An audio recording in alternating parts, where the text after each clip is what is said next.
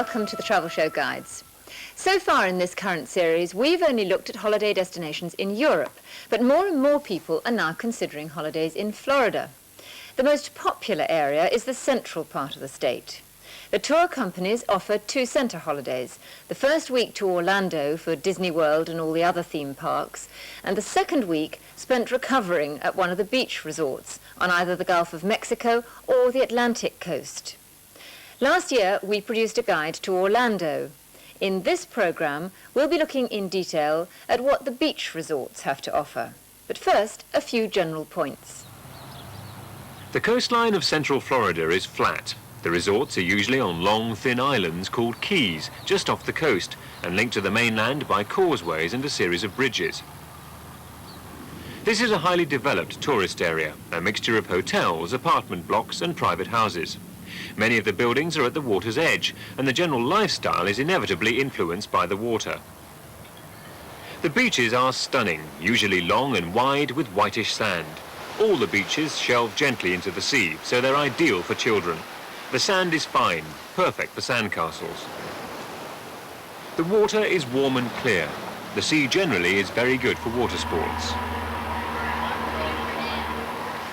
Waves, though, tend to be higher on the Atlantic coast, making that the better area for surfing. Beaches are always clean with virtually no litter. Most resorts ban pets and glass bottles. Any drinks must be in plastic containers. They also ban all alcoholic drinks, although this is not entirely successful, as we saw beer being drunk openly on some beaches.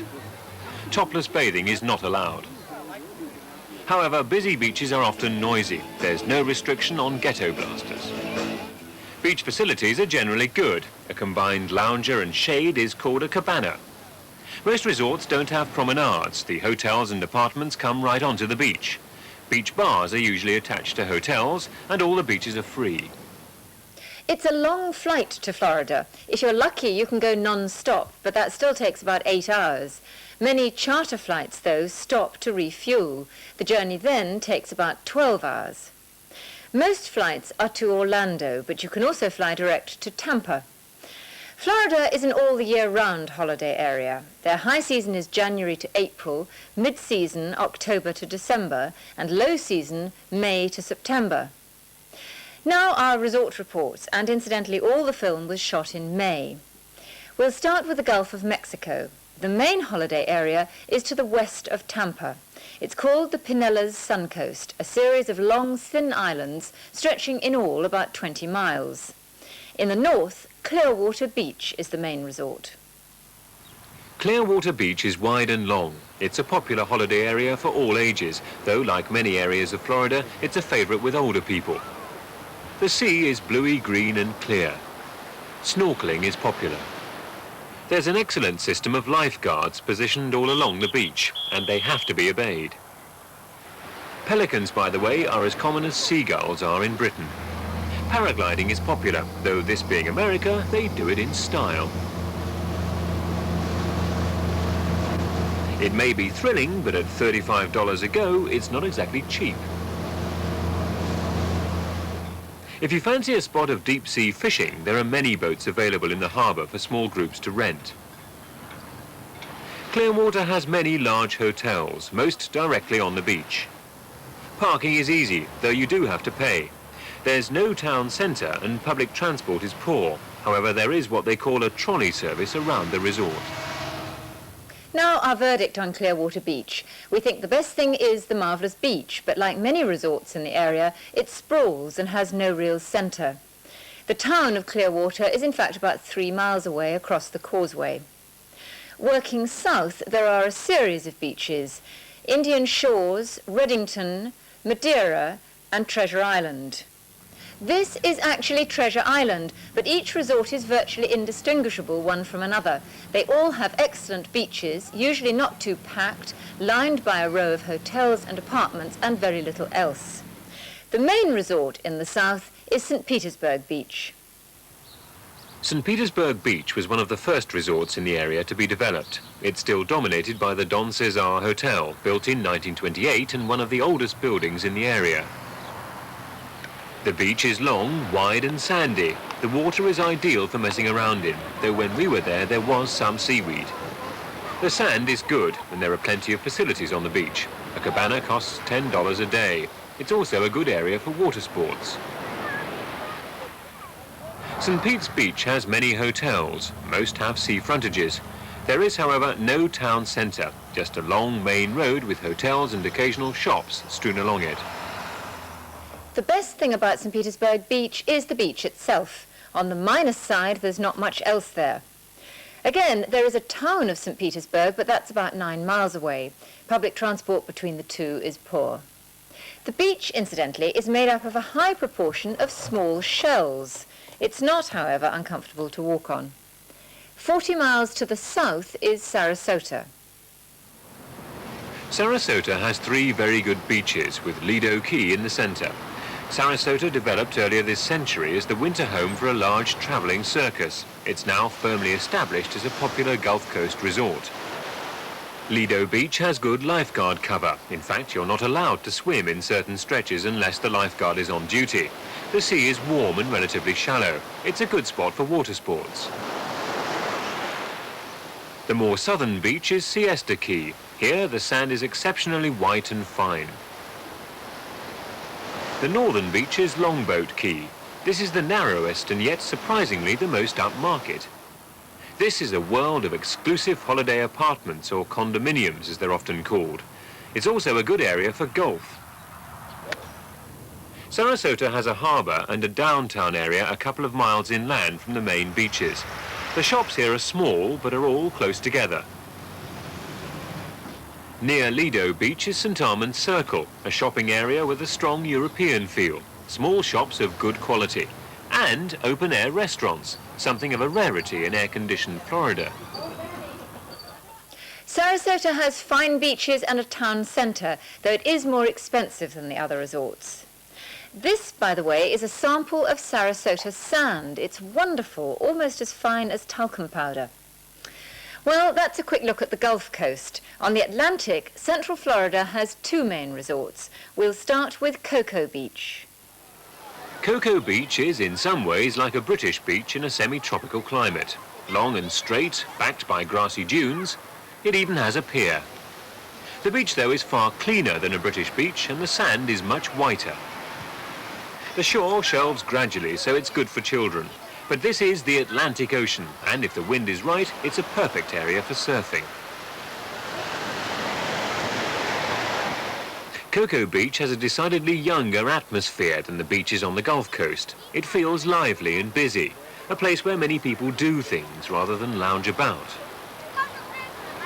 There's no promenade, just a line of grassy sand dunes. However, the grass is a protected area. To cross, you must use one of the raised paths. Cocoa Beach has no town centre, just a long wide road parallel to the beach. Shops are ordinary, apart from Ron John's. This claims to be the biggest surf shop in the world, and people seem to travel long distances to go there. Now our verdict on Cocoa Beach. We think the beach is a plus point and there's a good atmosphere for young people. But as a resort, it has no centre and is rather isolated. The nearest big town is Titusville, 25 miles to the northwest. The beach is, however, the perfect spot for watching space launches. Just to the north is Cape Canaveral, and the rockets are normally fired out over the sea. Our last resort, Daytona Beach, is further north. Daytona Beach has a virtually straight shoreline over 23 miles long. Years ago, it was a favourite spot for car racing. Cars still drive along, although nowadays driven only by tourists. In fact, most people seem to drive onto the beach. A day's pass costs $3, and you go on as many times as you want. Though at first sight it may look chaotic, there are actually 2 distinct lanes which you have to keep to. These run along the back of the beach. The speed limit is 10 miles an hour, and order is generally maintained by the beach police. They are paid out of the $3 entrance fee. But cars aren't the only things on Daytona Beach. There are bikes and beach buggies for hire, or for children, uncomfortable-looking tricycles. The sea is reasonably shallow. Near the shore, it's good for children. Further out, it's good for surfing, and the area is well served with lifeguards. The beach is busy, and again has a predominantly young feel to it. Unlike the other resorts, there are snack bars and hot dog stands on the beach. Apart from ghetto blasters, many of the parked cars turn up their radios, so much of the beach tends to throb to music. This is not as bad as you might imagine. Daytona Beach has a long pier, complete with cable car running the full length. It also has sun oil machines in case you can't spare the time to cream yourself. Amongst the large hotels, there's a small fun fair with a short promenade in front. Apart from that short section, for most of the other 23 miles, the buildings come right up to the beach. Daytona Beach hasn't a real centre in the European sense. It just sprawls along the busy main road. Shops generally are rather tacky and aimed directly at the tourist. However, down some of the side streets, it's possible to find better quality shops. There's even one British-sized hotel that does bed and breakfast. We think that Daytona is a bustling resort with a unique beach. However, some people may find it rather brash. By the way, both Daytona and Cocoa Beach are invaded by college students during their spring break, mid-February to the beginning of April. We're told the resorts are better avoided then. Now, the weather, and with me as usual is John Kettley. John, are some months better than others? Oh yes, there is a variability through the year, but it's known as the Sunshine State, and they get well in excess of 2,500 hours of sunshine annually. Let's break things down then. Even in the middle of winter time, they average about 7 hours of sunshine per day, and May seems to be the sunniest month of all, averaging then around about 11 hours per day. Pretty hot too. The temperatures in midsummer around about 32 degrees, 33 degrees even, into the low 90s Fahrenheit, and of course in America they don't deal with this archaic system called Celsius. They talk about Fahrenheit all the time. The coolest month, if you can call it cool, is January, and the temperature then is still around about 21 degrees, because it's quite cold at night in January, something like 11 degrees then, but in the middle of summer, a very sticky, a very humid 22 degrees or so. Air conditioning really is a must. Now the rainiest part of the year is midsummer, really from June through to September. That's when you get an awful lot of rain. It comes in the form of heavy downpours or thunderstorms. It is a very thundery state, about 100 stormy days per year. But really at other times of the year as well, you can expect one or two fairly sharp downpours. What about sea temperatures? Is the Gulf Coast warmer than the Atlantic? It is marginally warmer, yes, but I'm not sure that anyone would really notice the difference because it's extremely warm, even in wintertime, about 24 degrees the sea temperature, reaching a peak of 29 degrees in August. Now, bearing in mind the big toe threshold of 20 degrees, I'd be in the sea the whole year round. The only time I wouldn't be in the sea is when there are sharks abounding, because they are a bit of a problem, something of a hazard, but the last attack was about 3 years ago. What about hurricanes? When do they happen? Well, hurricane season really is June to October. It's well known to be June to October, but really they only give the Florida coastline a glancing blow every 3 or 4 years or so. And what time does it get dark? Well, of course, they're much nearer the equator, so there's less variability than there would be in the UK. It's something like 20 to 6 in the middle of winter time, and in the summer considerably earlier than it would be in Britain, around about 8:30. And John, which month would you go? Well, compromising, taking all things into consideration, I think November is a super month in mid-season. John, thank you. Now, some general information about Florida. You'll find the people are incredibly friendly. The service generally is excellent. Most resort areas are clean and things work. Life for a visitor there is easy and fun. The money is, of course, dollars. Watch out, though, for the different value notes. All dollar bills are the same size and colour. A $1 note at first sight looks very similar to $100. Because the pound-dollar rate is so volatile, we'll quote all costs in dollars. Exchange facilities are few and far between. Don't take sterling notes or traveller's checks. You'll find it difficult to exchange them. Take instead dollar traveller's checks. You can use them like notes in most shops, hotels and restaurants. If you have a credit card, be sure to take it with you. America is so conditioned to plastic money that cards are almost a necessity, particularly when hiring a car or arriving at a hotel. Access, by the way, is called MasterCard there. You'll find facilities for the disabled are excellent, the best we've come across anywhere. Hotels, shops and restaurants are all wheelchair friendly. America has very good medical facilities, but they are very costly. Most areas have a Health First clinic where you can see a doctor without paying the earth, but even so you must take out a good private medical insurance. You will not, by and large, find newsagent shops. Newspapers are bought from machines. You'll find rows of them everywhere. Each paper has its own machine. Now, what's the accommodation like? There's no shortage of hotels and motels in Florida. Prices generally in mid-season range from $25 to $60 a night, though of course you can pay much more. The rooms are generally far bigger than in Europe, always air-conditioned, and usually they'll have a fridge. If a room is advertised as having efficiencies, it means it has a kitchen. Apart from pools, often smaller than Mediterranean ones, hotels don't have much in the way of facilities. They have, however, conquered the problem of reserved sunbeds.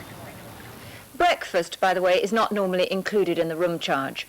Also, it's rare for a service charge to be added onto hotel bills. You're expected to leave a tip, but we hear that the British have a bad reputation as regards tipping. For instance, a couple of dollars a day to the chambermaid is normal. Now, getting around.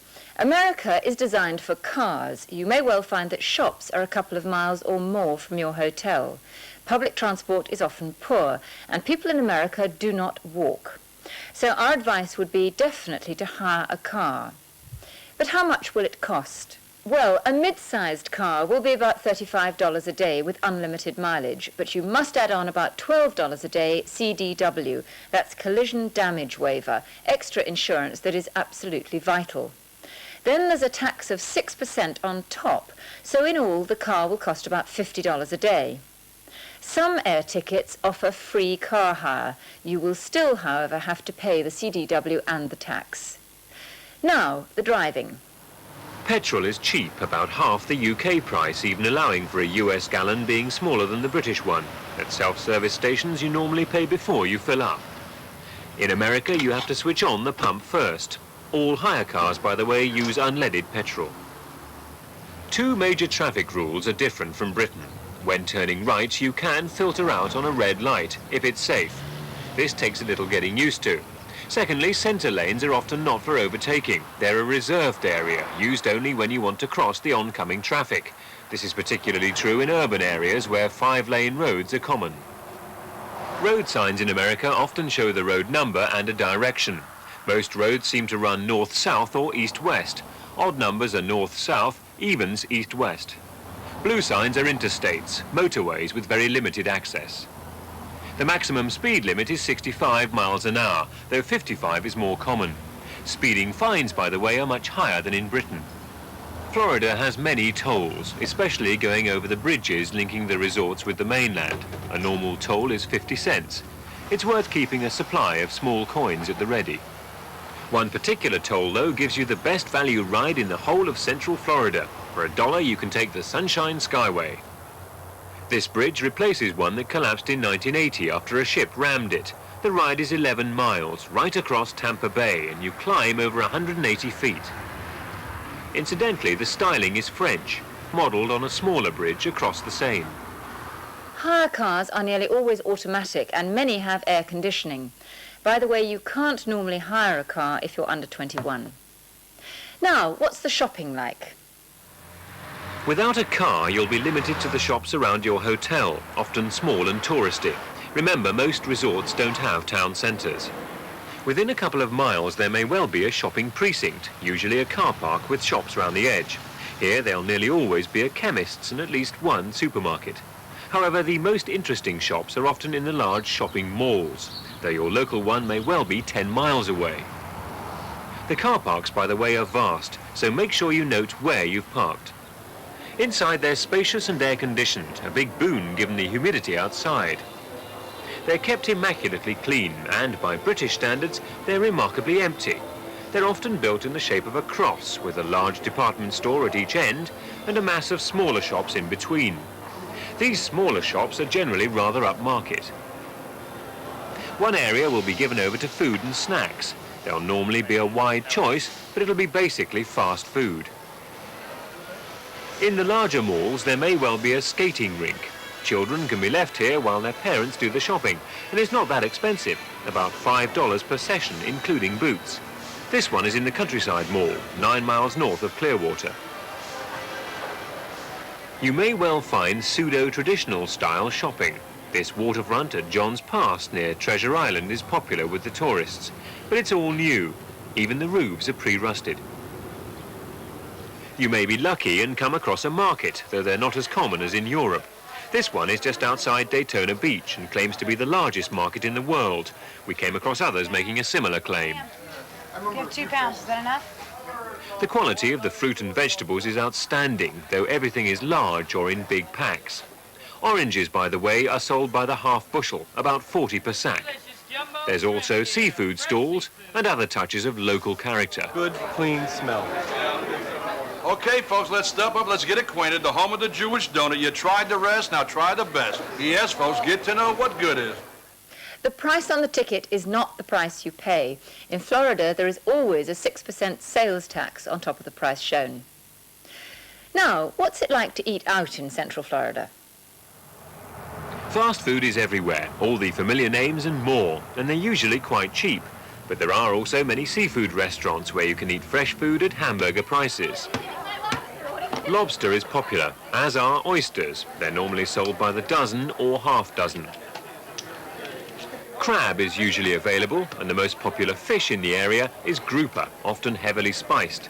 You'll find that generally Americans tend to eat with their fingers far more than we do. Eating outside is a rare luxury. They like their air conditioning too much. But wherever you eat, you'll get ketchup, even in stylish restaurants. Though wine is normally available, most people seem to drink cola or beer. They're often sold by the jug or pitcher. If you want to eat very cheaply in Florida, you can, and you won't have to look too far for special bargains, particularly if you're prepared to eat before 5 o'clock. And in a world where most things are bigger, better or longer, happy hours are no exception.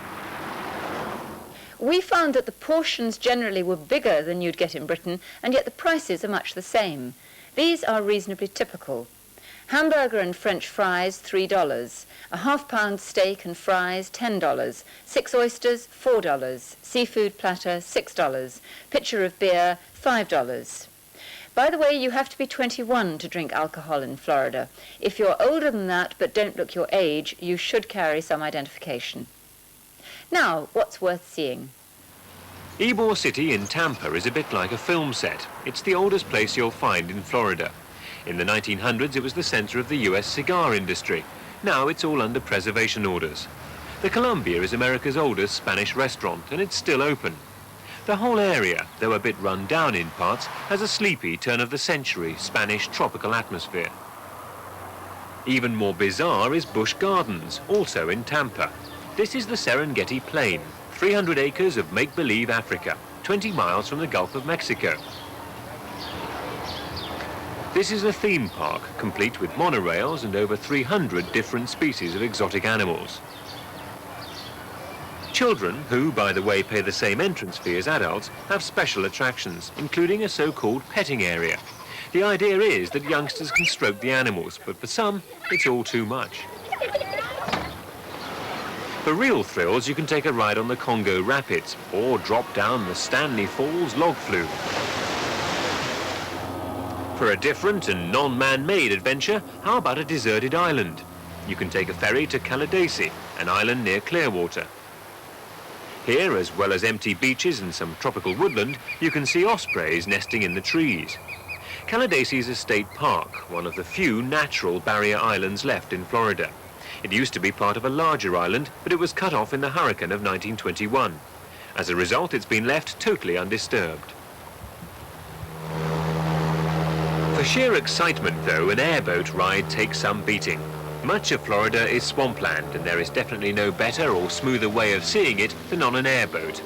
These go from the Lone Cabbage Camp between Orlando and Cocoa Beach. A half-hour's ride round the swamps of St. John's River cost $9.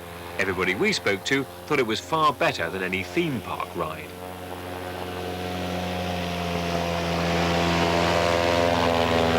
As I mentioned earlier, most British holidaymakers spend their first week in the Orlando area visiting the theme parks. We featured them in last year's guide. The most popular is Walt Disney World, comprising the Magic Kingdom and the Epcot Center. This year, the Disney organization has introduced 3 new attractions. There's a new addition to Future World in the Epcot Center, the Wonders of Life Pavilion, based on the theme of the human body and how it works. There's a ride called Body Wars, where you sit in a simulator and, through computer graphics and special effects, seem to go inside a human body. Control, this is Bravo 229er. We're under the skin. Everything looks fine. And there's Cranium Command, a humorous look inside the mind and body of a 12-year-old boy. I guess I better get this show on the road. Whoa, what's going on? What's happening? Whoa, oh, you look like 5 o'clock. Well, I guess we're awake now, huh? There are also some exhibits which you can try out for yourself, all with the central theme of health and fitness. Pleasure Island, which opened last spring, is a nightlife area within the Disney World Village. The area houses 6 nightclubs, restaurants and snack bars, and a 10-screen cinema complex, as well as a range of shops. There's live entertainment every evening inside the clubs and on the street. Disney's new water park, Typhoon Lagoon, is now open, based around the theme of a marine landscape after a storm. Most of the slides are in and around Mayday Mountain, which is topped by a shipwrecked boat. There are several fast slides and some slower attractions like Castaway Creek and a surf pool. You can also snorkel around the shark reef inches away from exotic marine life. Entrance to Typhoon Lagoon is quite separate from Disney World and the Epcot Center.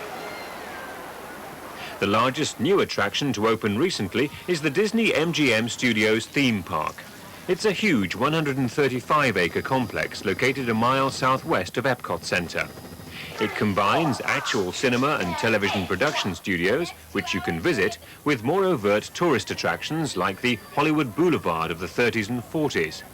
The great movie ride into the greatest moments in movie history. Just like I knew it would be. And special effects tours, which thrill the audiences.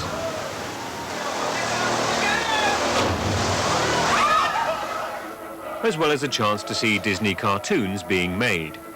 And you can learn about other movie techniques like sound effects. There's a good selection of eating places, and you'll find the usual Disney characters around. Now, what are the prices? Entry into the Disney MGM Studios theme park is included in the Disney World Pass system. A one-day pass costs $30.65 for adults, and adulthood starts at the age of 10 in Disney terms, and $24.30 for children. Typhoon Lagoon is a separate attraction, costing $18.55 a day for adults and $14.84 for children. Entrance to Pleasure Island is free, but you have to pay to go into the clubs and cinemas. The Orlando area continues to boom. The newest attraction, the Universal Studios Tour, opens in May 1990. If you missed last year's program on the Orlando area, we're offering an updated version of that script, including the latest entrance fees to all the main theme parks. And of course, the script for this program on the beach resorts of Central Florida is also available. If you'd like both scripts, it's £3. If you want just one, it's the usual price of £1.80. Send a crossed cheque or postal order for the relevant amount, payable to the BBC, to the Travel Show Guides, BBC North West, P.O. Box 27, Manchester M61SJ. Please mark your envelope Florida. And that address is in the Radio Times and on CFAX page 619. Next week, our guide will be to the Atlantic coast of France. I do hope you'll be able to join us. Until then, goodbye.